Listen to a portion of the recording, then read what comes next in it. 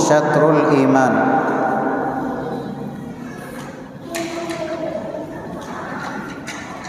At-tuhur syatrul iman.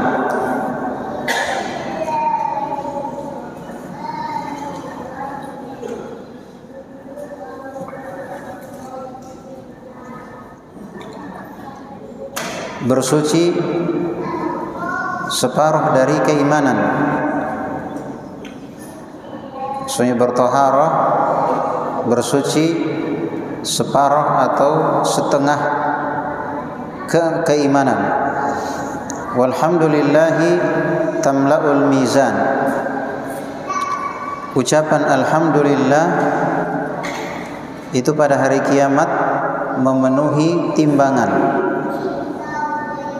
Wa subhanallahi walhamdulillah, ucapan subhanallah dan alhamdulillah tamla'ani atau tamla'u ma bainas sama'i wal ard. Keduanya memenuhi atau dia memenuhi antara langit dan bumi. Was-salatu nurun, salat adalah cahaya. Was-sadaqatu burhan, sedekah adalah bukti, maksudnya bukti adanya keimanan. Was-sabru dhiya, dan sabar adalah cahaya. Wal Qur'anu hujjatun laka aw 'alaika, dan Quran itu hujjah untukmu atau atasmu. Kullun nasi yagdu, setiap orang berusaha.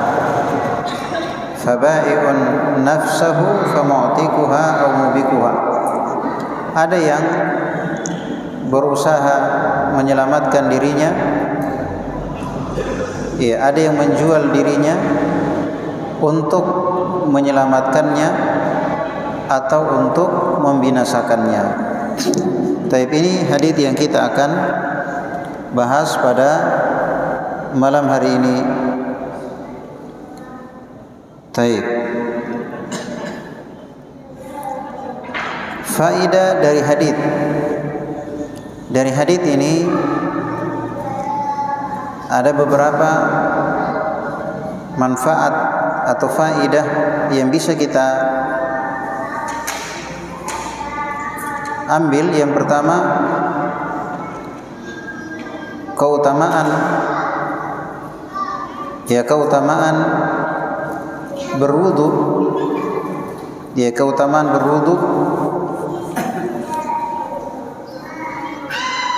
karena hadits-hadits yang lain menjelaskan bahwa at-tuhur di situ adalah berwudu. Ya, at-tuhur adalah berwudu. Ini menunjukkan keutamaan berwudu. Kemudian faedah yang kedua, terdapat dalil bagi madhab atau akidah ahli sunnati wal jamaah bahwasanya amalan termasuk dari keimanan. Amalan termasuk dari keimanan, karena disebutkan di antara amalan yaitu al-wudu. Al-wudu adalah amalan dan disebutkan setengah dari keimanan. Berarti iman itu bukan hanya di hati atau bukan hanya keyakinan, tapi iman itu juga adalah amalan. Faedah yang ketiga, bersuci atau bertoharah dalam hadits ini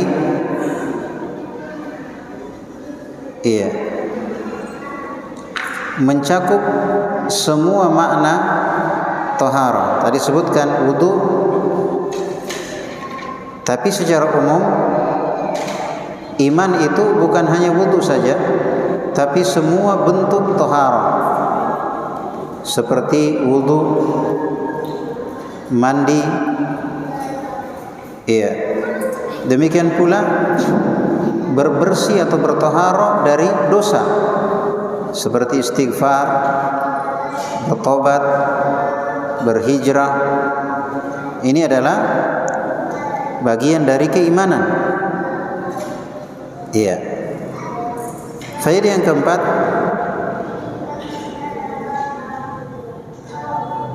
orang yang menjaga wudunya itu adalah tanda orang yang beriman. Orang yang menjaga wudunya, senantiasa dia bertaharah, dia suka dengan berwudu, maka itu tanda keimanan, tanda orang yang senantiasa mendekatkan diri kepada Allah, tanda orang yang mengharapkan pahala dari solatnya. Iya. Tanda bahwa dia orang yang perhatian dengan solat, karena dia menjaga wudunya. Oleh karenanya bertaharah itu setengah dari keimanan.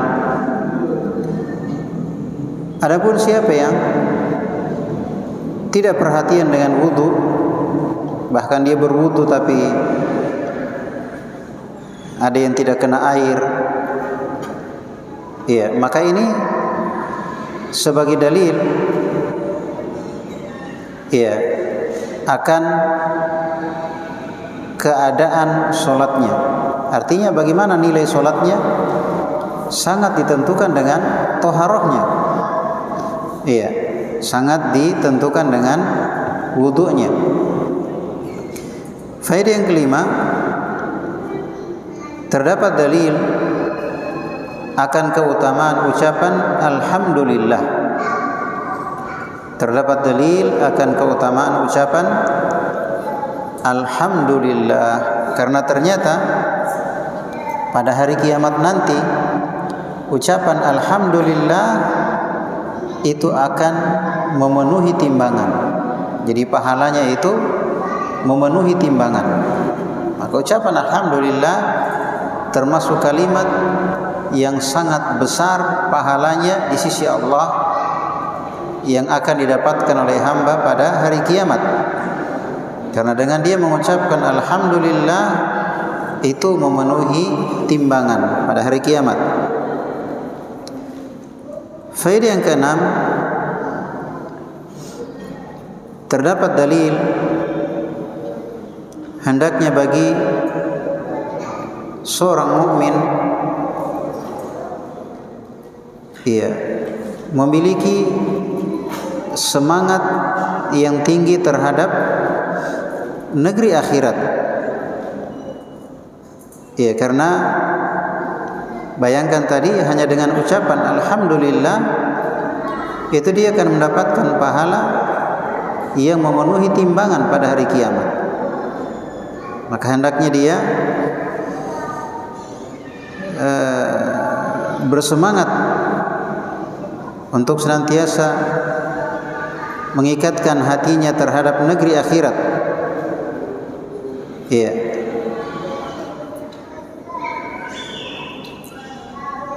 Kemudian faedah yang ke-7, ucapan alhamdulillah tentunya lebih utama dibandingkan ucapan subhanallah. Masing-masing memenuhi timbangan. Ucapan alhamdulillah dan ucapan subhanallah itu keduanya masing-masing memenuhi timbangan. Alhamdulillah memenuhi timbangan, subhanallah memenuhi timbangan pada hari kiamat nanti. Hanya saja alhamdulillah tentunya lebih utama dibandingkan subhanallah, karena alhamdulillah adalah menetapkan pujian, menetapkan pujian untuk Allah Subhanahu wa taala. Artinya menetapkan segala pujian hanya untuk Allah Subhanahu wa taala. Lain halnya dengan tasbih. Itu artinya mensucikan Allah dari kekurangan, dari aib dan cacat. Oleh karenanya kata alhamdulillah itu datang dalam kata tunggal alhamdulillah, artinya dia tidak disandarkan ke kata yang lain. Lain halnya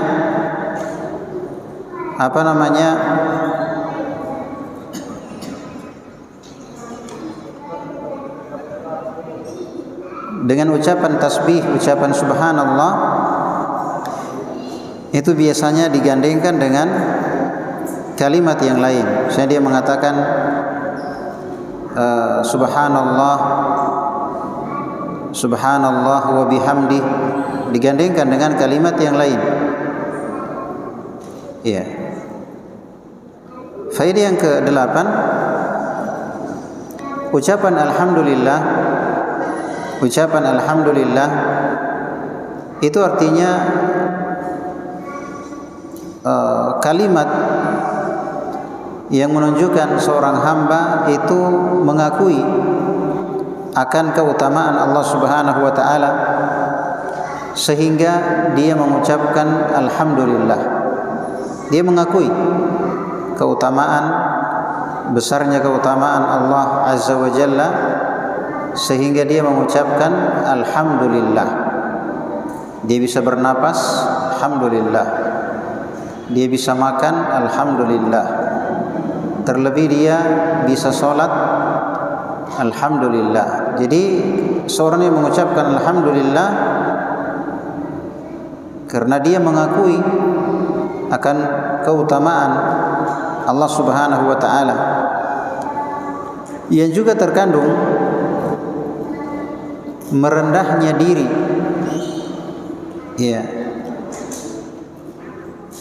merendahnya diri atau mengetahui kadar diri, bahwasanya diri ini tidak memiliki sama sekali, tidak memiliki apa-apa sama sekali. Artinya semua yang ada pada kita ini itu milik Allah Subhanahu wa taala. Maka yang pantas alhamdu itu hanya untuk Allah. Yang pantas alhamdu itu hanya untuk Allah, karena segala nikmat miliknya. Maka alhamdulillah, segala pujian hanya milik Allah. Sekaligus ketika kita mengucapkan alhamdulillah, mengingat akan keadaan diri, bahwasanya kita tidak memiliki apa-apa. La haula wala quwwata illa billah. Tidak ada daya dan kekuatan kecuali hanya dengan pertolongan dari Allah Subhanahu wa taala. Kemudian faedah yang ke-9, terdapat dalil keutamaan tasbih, ucapan subhanallah, bahwasanya subhanallah itu memenuhi antara langit dan bumi. Jadi langit dan bumi ini, antara langit dan bumi ini kan ada ruang, ada rongga. Maka antara langit dan bumi ini dengan mengucapkan subhanallah, maka hamba itu di hari kiamat akan mendapatkan pahala yang memenuhi antara langit dan bumi. Ini menunjukkan besarnya pahala ucapan dari ucapan subhanallah. Faedah yang ke-10, terdapat dalil akan keutamaan solat. Terdapat dalil akan keutamaan solat, karena disebutkan dalam hadis as-salatu nurun, solat adalah cahaya. Solat adalah cahaya. As-salatu nurun, solat adalah cahaya. Artinya cahaya itu akan menerangi jalan seseorang. Orang kalau gelap tanpa cahaya, dia akan binasa, dia akan celaka, karena dia tidak melihat mana yang bahaya, mana yang tidak. Tapi dengan dia solat, kata Nabi, as-salatu nurun, solat adalah cahaya. Artinya cahaya yang dengannya dia bisa melihat,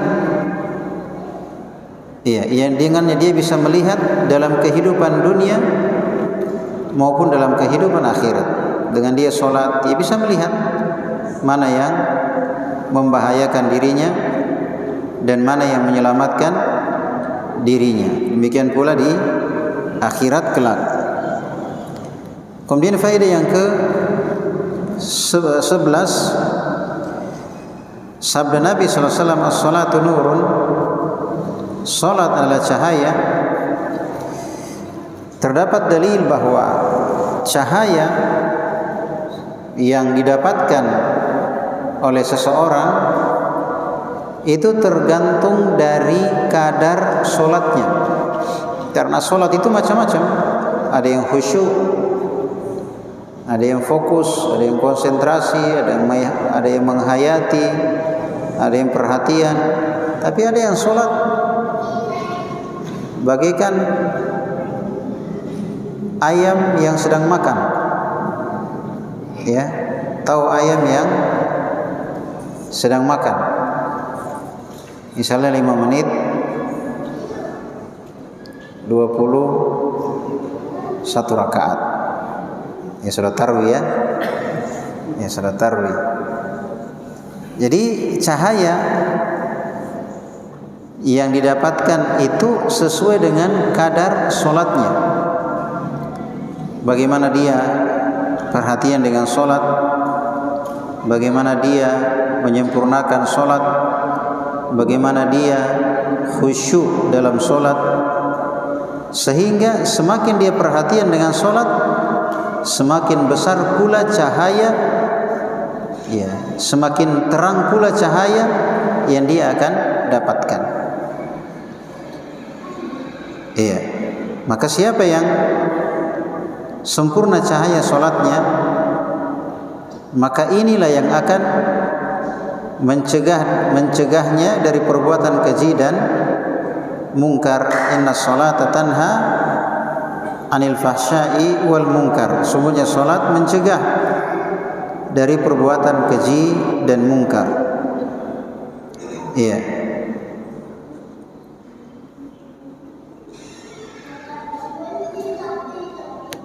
Faedah yang ke-12, terdapat dalil akan keutamaan sedekah. Karena disebutkan dalam hadis tadi, was-shadaqatu burhan, dan sedekah adalah bukti keimanan. Di sini terdapat dalil bahwasanya sedekah adalah tanda adanya keimanan. Sedekah, ketika seorang bersedekah, ini bukti bahwa dia orang yang beriman. Karena yang namanya manusia itu cinta dengan harta, suka mengumpulkan harta, pelit untuk mengeluarkan harta. Lantas dia bisa mengeluarkannya, ya kan? Lantas dia bisa mengeluarkannya fi sabilillah, tentunya itu sedekah. Maka ini merupakan tanda adanya keimanan. Iya, ini merupakan tanda akan adanya keimanan. Makanya orang-orang yang kuat imannya pasti kuat sedekahnya. Kuat sedekahnya. Iya. Misalnya ketika Nabi SAW bersedekah, itu pernah beliau bersedekah, iya, 1 lembah kambing, domba ya. Kemudian ditambah lagi 1 lembah, iya. Kemudian ditambah lagi, entah saya lupa 2 kali atau 3 kali. Akhirnya ini orang kafir ya, ketika itu dia masih kafir. Kemudian dia sampaikan kepada masyarakatnya, saya baru dapatkan orang bersedekah, ya, tidak takut miskin. Bayangkan 1 lembah penuh dengan kambing, itu disedekahkan untuk satu orang. Kemudian kali kedua sama. Akhirnya orang ini masuk Islam dan dia sampaikan kepada masyarakatnya masuk Islam. Karena orang ini bersedekah tidak takut miskin. Artinya kekuatan sedekah tidak mungkin kalau bukan pengaruh keimanan. Ya, siapa yang mau kasih cuma-cuma ya? Capek-capek dicari, dikasih, ya kan? Ini menunjukkan kuatnya keimanan. Ketika Nabi sallallahu alaihi wasallam berkurban, maka Nabi sallallahu alaihi wasallam membagi-bagi daging kurbannya. Hingga ketika Nabi sampai ke rumah, beliau tanya, daging kurban tinggal apa yang tersisa? Kata Aisyah, ya tinggal lengannya, ya lengannya, kaki depan, tinggal kaki depan. Apa kata Nabi? Semuanya tersisa kecuali lengannya. Maksudnya semuanya tersisa, artinya apa yang kita sedekahkan itu yang tersisa sebenarnya. Apa yang kita sedekahkan itu harta kita yang sebenarnya. Adapun yang tersimpan di rumah, yang tersisa di rumah, itu yang dimasak, dimakan jadi kotoran, ya kan? Tapi apa yang kita sedekahkan itulah harta kita yang sebenarnya. Iya. Jadi sedekah itu termasuk dari tanda keimanan. Faedah yang ke-13,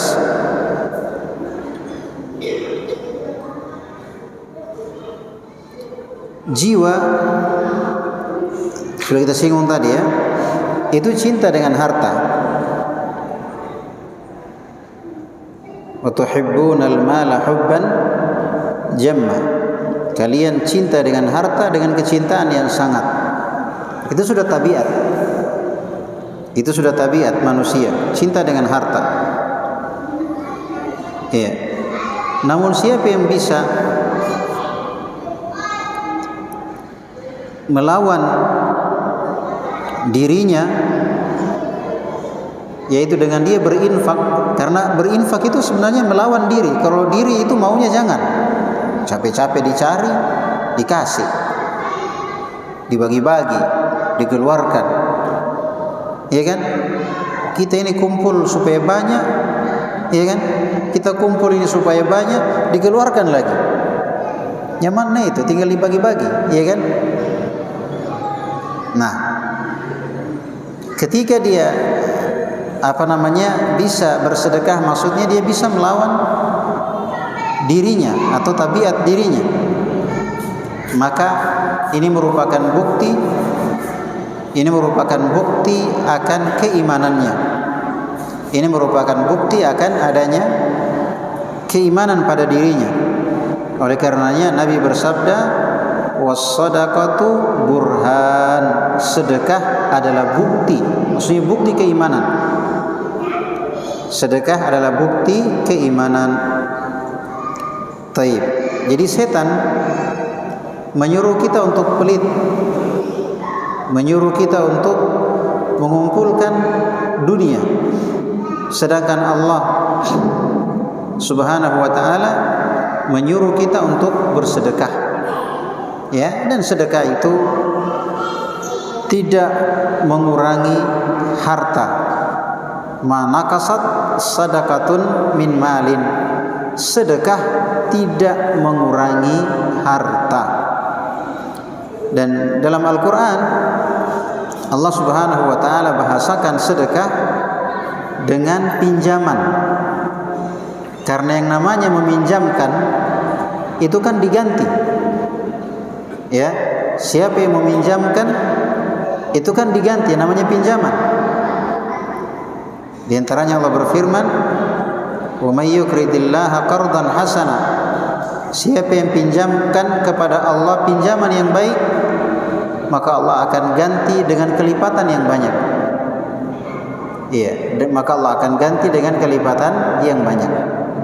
Dan tentunya kita harus yakin bahwa Allah tidak akan mungkin berjanji lantas menyelisihi janjinya. Tidak mungkin Allah berbicara lantas berdusta kepada hambanya, berbohong kepada hambanya. Tidak mungkin. Allah yang berjanji bahwa siapa yang bersedekah pasti Allah akan ganti dengan ganti yang berlipat-lipat. Iya. Dan tentunya sedekah itu memiliki banyak manfaat dalam kehidupan dunia maupun dalam kehidupan di akhirat. Misal di dunia, dengan sedekah seorang bisa menjadi sebab kesembuhan dari penyakit, dilapangkan rezeki, dijaga dari bala, dari musibah, ya kan, dimudahkan urusannya, diberkahi kehidupannya, disucikan hatinya, dan di akhirat dia mendapatkan pahala dari sedekah tersebut. Taib.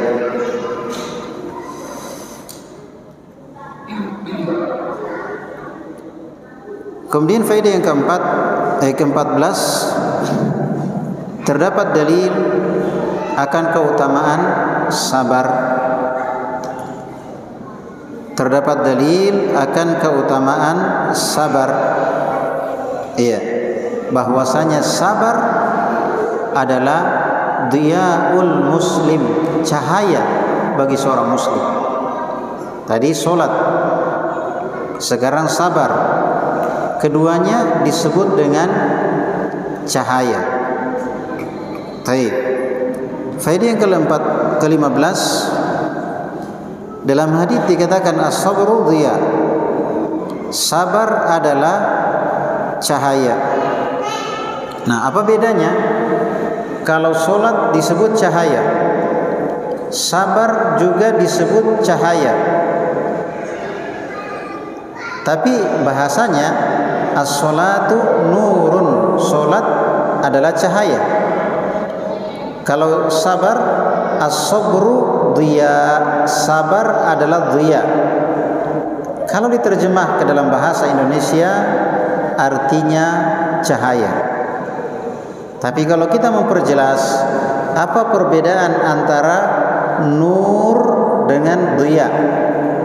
Apa perbedaan antara nur dan dhiya? Karena kalau terjemahan artinya sama, cahaya. Nur, as-salatu nurun, salat adalah cahaya. Maksudnya cahaya itu ada dua macam. Ada cahaya seperti cahaya matahari, dan ada cahaya seperti cahaya bulan. Coba lihat purnama, dia bercahaya. Sekarang purnama, bulan dikala purnama, itu kita pandang sejuk atau terik? Sejuk. Sejuk. Artinya namanya purnama itu sebagai lambang keindahan, lambang kesejukan, lambang kedamaian, lambang ketentraman. Itu purnama. Nah, yang dimaksud dengan cahaya seperti purnama adalah solat. Makanya solat itu bikin tenang, solat itu bikin damai, bikin bahagia. Itulah gambarannya. Dia seperti cahaya bulan purnama. Makanya ketika Nabi ada masalah, Nabi perintahkan Bilal untuk azan, Kata Nabi, arihna ya Bilal, arihna bis salat. Wahai Bilal, silakan azan supaya kita bisa sholat, sehingga kita merasakan ketenangan, kelegaan, kedamaian.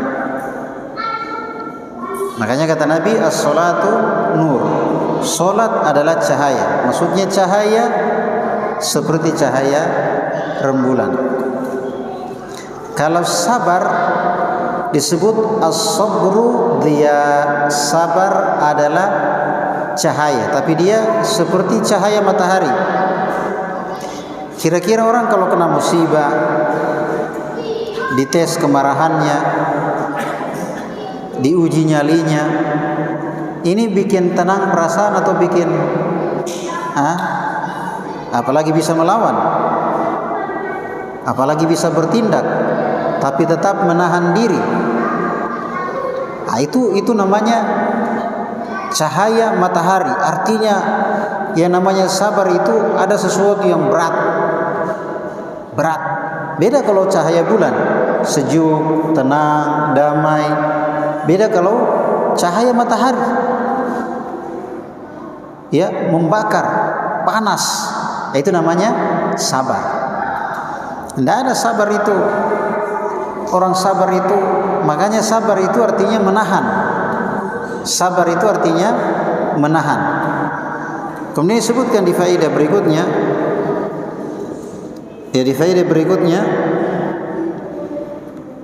yaitu faedah yang ke-16, sabar itu ada 3 macam.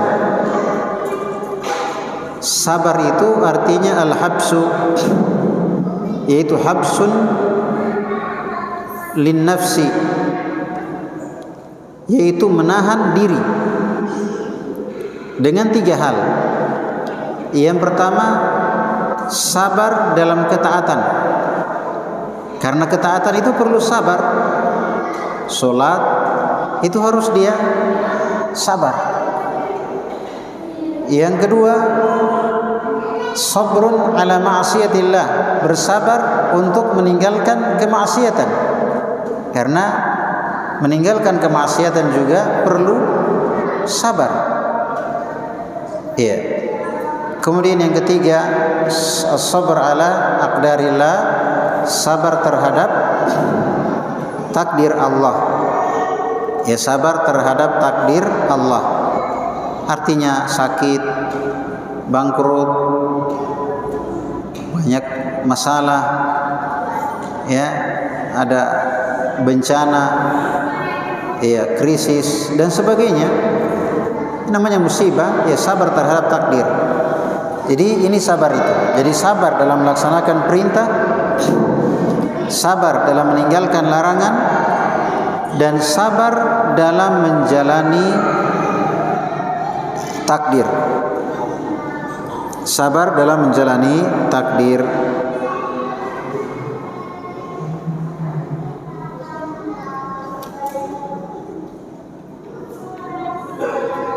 Kemudian faedah yang ke-17,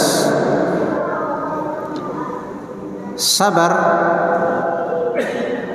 yang padanya ada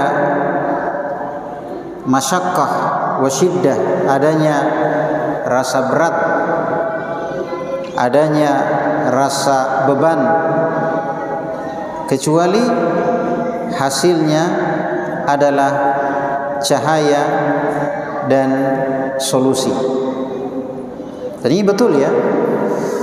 Siapa yang bersabar, maka itu adalah cahaya, dan cahaya itu akan menerangi jalan, sehingga hanya orang yang bersabar yang mendapatkan solusi dalam masalah yang dia hadapi. Ini rahasia, ya. Dan tentunya setiap dari kita ingin mendapatkan solusi dalam setiap masalah. Maka ternyata kuncinya adalah kesabaran. Sabar dalam melaksanakan perintah, dalam meninggalkan larangan, dan dalam mendapatkan takdir yang buruk. Iya, hendaknya kita bersabar. Baik, waktu, ya. Baik, mungkin itu yang bisa kita jelaskan. Faedah-faedah yang lain belum sempat kita bacakan. Ya, semoga dari apa yang telah kita pelajari bisa bermanfaat bagi kita semua. Subhanakallahumma wa bihamdik, asyhadu an la ilaha illa anta, astaghfiruka wa atubu ilaik. Assalamualaikum warahmatullahi wabarakatuh.